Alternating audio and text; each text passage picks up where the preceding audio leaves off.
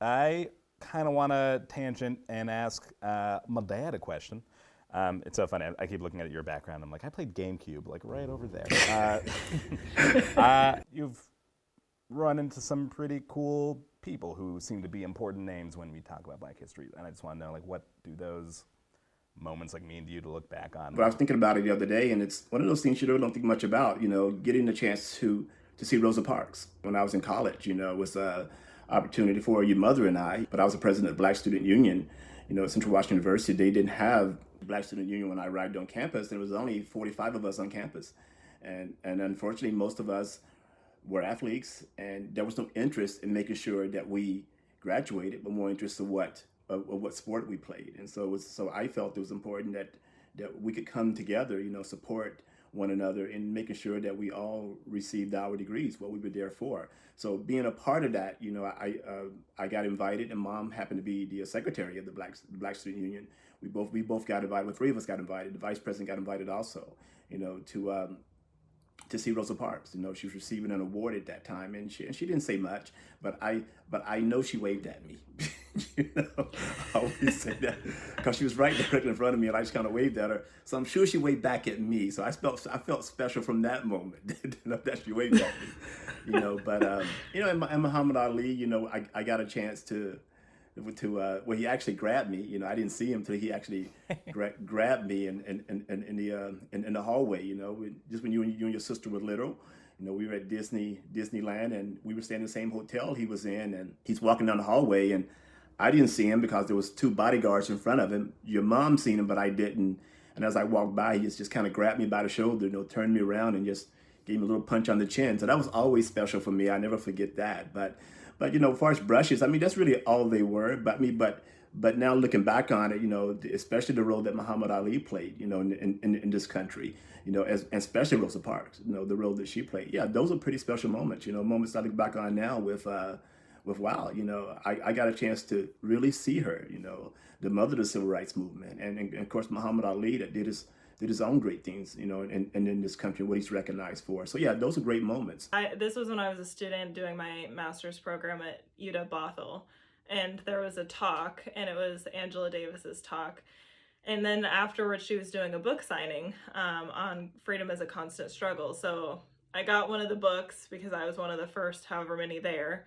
And then I got to listen to her speak and then do the book signing. So I got to be like right across the table from her.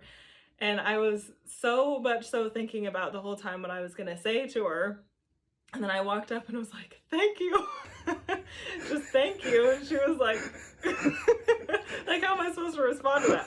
But then I remember, she didn't actually say that, but that was kind of the look on her face. But then I remember during the talk that she was talking about how there's so many people that will say thank you to her, but that she doesn't know how to respond to it because she looks at herself as part of this broader struggle.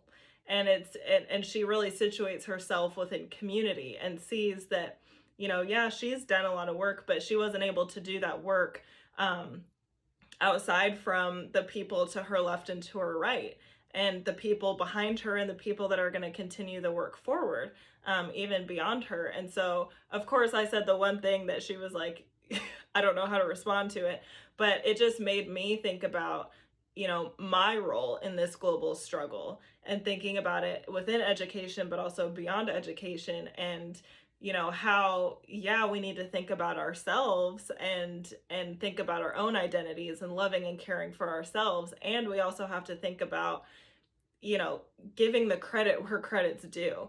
And there's a lot of millions of unsung heroes who have continued to bring the torch forward.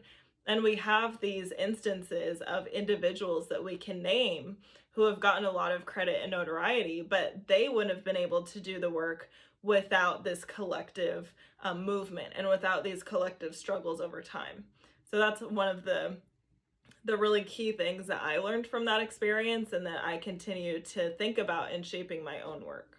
This stuff tends to feel very far removed from now, but in reality, it is now, and it's still we're still in it. So I point that out just to make that point. Yeah, our newest elementary school is named Ruby Bridges Elementary, and Ruby Bridges actually, well, virtually talked with the students and families at the school. Yeah. And a lot of people didn't think that she was alive still. Yeah, exactly. It's like, That's so true. you know? That's so true. I mean, that's a good point. I mean, we're still living in a time where a lot of these heroes, you know, they're still here. So it only goes to show, you know, I won't say we had not made any progress. Hasn't been enough. I mean, it hasn't been enough because it's not like the Ruby Bridges and people like that. They're still around, you know, and these are people that went through all of that, you know, and they're still here and they're still fighting also. So just so much progress to be made. We made some, but we still have a long ways to go.